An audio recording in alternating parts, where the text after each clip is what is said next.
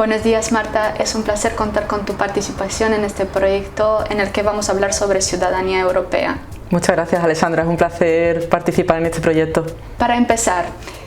¿cuáles han sido los primeros avances en los últimos años en materia de ciudadanía europea? Desde el punto de vista de la opinión pública, creo que se ha avanzado bastante en esa promoción de la ciudadanía europea, en el sentido de que las herramientas que tienen las instituciones europeas también para promover la implicación de la opinión pública dentro de los procesos de toma de decisiones son cada vez más ambiciosos y también son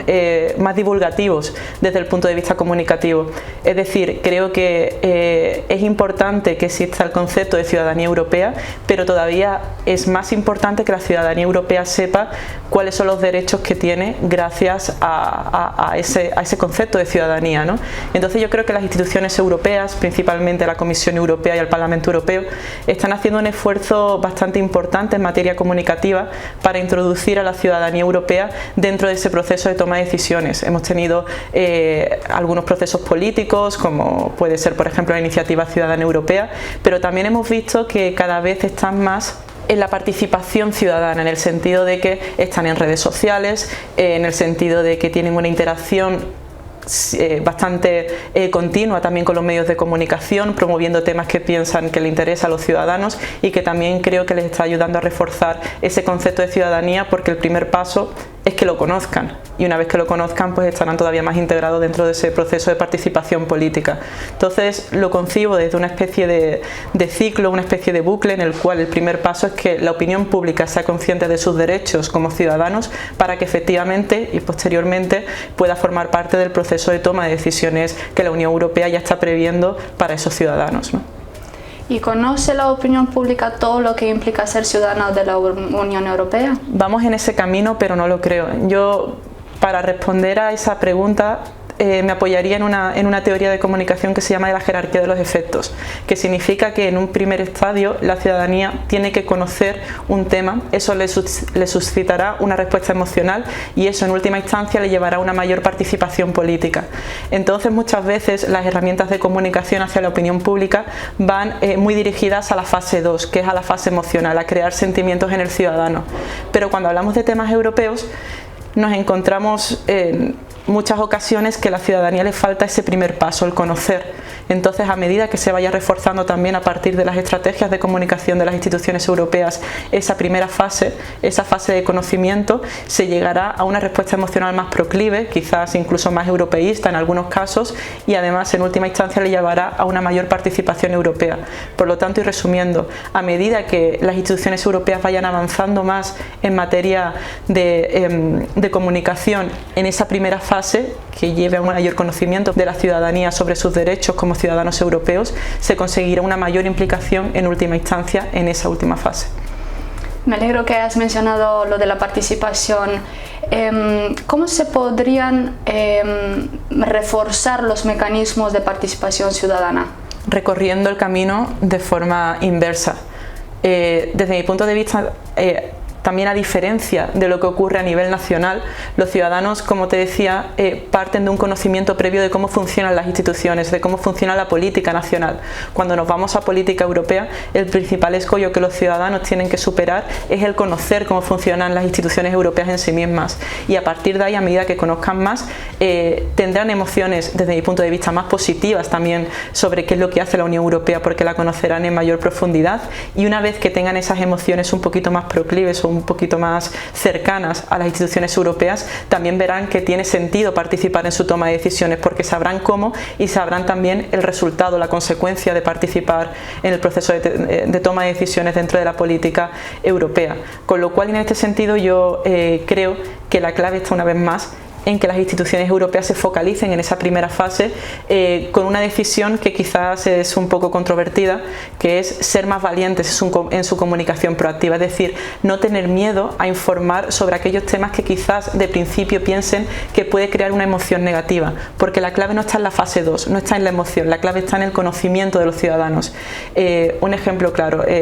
por ejemplo, la crisis del coronavirus. Durante la crisis del coronavirus, quizás sobre todo al principio, los ciudadanos no tenían muy claro qué era lo que podía hacer la Unión Europea desde un punto de vista competencial, porque no entendía demasiado bien cómo funciona el sistema de competencias en la Unión Europea. A medida que las instituciones supranacionales sean valientes y sean capaces de decir en esta temática, en esta política, no se están tomando decisiones porque ahora mismo competencialmente no podemos hacerlo, pues promoverán un debate dentro de la opinión pública que se focalice en ese tema. Entonces ya no será tanto el debate el decir la Unión Europea no está haciendo lo que debe hacer, sino cómo dotamos de poder a la Unión Europea para que haga lo que debe hacer en este contexto. Y creo que ese cambio de foco dentro del debate público, en ese marco cognoscitivo de esa primera fase que te comentaba, llevará una emoción diferente, incluso más cercana a entender,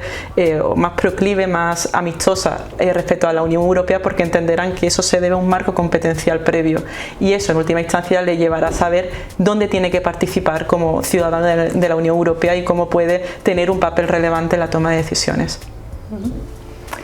Hablando sobre las elecciones europeas, ¿crees que son posibles las listas transnacionales al Parlamento Europeo? Desde el punto de vista de la opinión pública, yo creo que sería una noticia excelente, porque ayudaría también a que la opinión pública tenga una noción identitaria mucho más común al resto de países, al resto de Estados miembros. En el momento en el que saben que pueden existir esas listas transnacionales, yo creo que se pondrá también el foco comunicativo en todo lo que tenemos en común con otros países, sin pensar tanto en el punto de vista identitario por nación, sino en el punto de vista identitario por ideología. Entonces yo creo que eso también ayudará mucho a que el ciudadano entienda o consolide esa identidad como ciudadano europeo, porque tendrá ese punto de vista transversal claro. Y por último, ¿cómo se podría fortalecer la ciudadanía europea? Pues yo creo que se puede fortalecer la ciudadanía europea a partir de seguir recorriendo un camino que ya se ha iniciado. Por ejemplo, yo creo que la Comisión Europea está siendo capaz de interaccionar con la opinión pública de una manera mucho más directa, a partir de las dos herramientas clásicas que desde hace ya un par de décadas tienen consolidadas, que es por un lado redes sociales como mecanismo de interacción directa con la ciudadanía, que es también una forma de escucharles, una forma de saber cuáles son los temas que están más candentes o que preocupan más a la ciudadanía europea, y el segundo, a través de los propios medios de comunicación, interaccionando con aquellos que al final están condicionando la agenda sobre la que se habla en la opinión pública. Entonces yo creo que también dentro de esas estrategias que la Comisión Europea ha estado consolidando en los últimos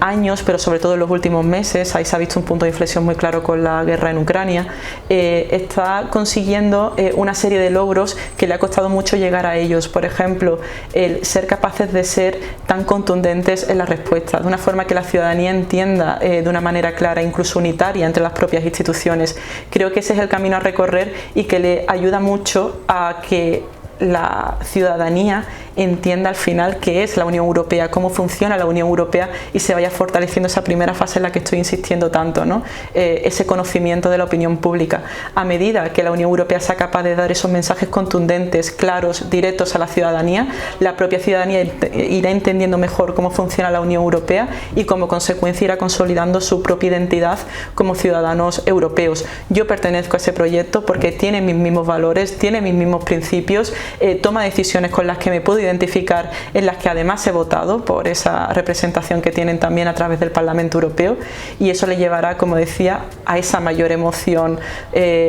o una emoción más cercana, un sentimiento más cercano hacia las instituciones europeas, que le acabará llevando una mayor participación. Pero bueno, redes sociales, contundencia en los mensajes, también fortalecer ese punto de vista identitario por parte de los ciudadanos, y después, ya por último, también propondría ser un poco más valiente en la comunicación reactiva. Es decir, las instituciones europeas lanzan muchísimos temas a los medios de comunicación, aquellos temas en los que están trabajando para que los medios de comunicación los cubran, pero los medios de comunicación después tienen su propia agenda de temas y no siempre confluyen ambas agendas. Eso a que les lleva a perder muchísimo impacto en medios de comunicación. Puede ocurrir que los medios de comunicación quieran saber la implicación de la Unión Europea en un determinado tema, pero ese tema no está en la agenda de la Unión Europea, con lo cual a la hora de reaccionar a esa información vayan un poquito más lenta y quizás están perdiendo impacto dentro de los medios de comunicación por no reaccionar a ese tema. Se vio, por ejemplo, durante la crisis económica de la que ya hace